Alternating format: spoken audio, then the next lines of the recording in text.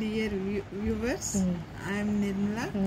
నేను ఈ YouTube series తీయడానికి కారణం ప్రకటన గ్రంథం గురించి అందరికీ తెలియచేయాలనే ఆశతో.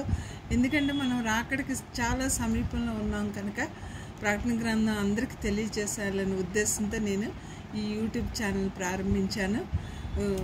మనం ఈరోజు ఫస్ట్ వాక్యంగా యోహోను రాసిన ప్రకటన గ్రంథం 1వ అధ్యాయము 1 నుంచి 3 వరకు చదువుకుందాం.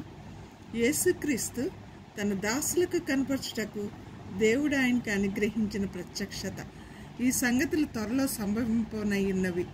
ఆయన తన దూత ద్వారా వర్తమానం పంపి తన దాసుడైన యెహోవాకు వాటిని సూచించను. అతడు దేవుని వాక్యం గూర్చి యేసుక్రీస్తు సాక్ష్యమును గూర్చి తాను చూచినంత మట్టుకి సాక్ష్యం ఇచ్చెను. సమయం సమీపించినది కనుక ఈ ప్రవచన వాక్యములు చదువువాడును వాటిని విని ఇందులో వ్రాయబడిన సంగతులను గైకొన్న వారు దండీలు. విన్నారు కదండి. అంటే ఈ సమయం సమీపించింది కనుక ఈ వాక్యాలు విన్నవారు, చదివినవాడు కూడా ధన్యుడని దేవుడు చెప్తున్నారు.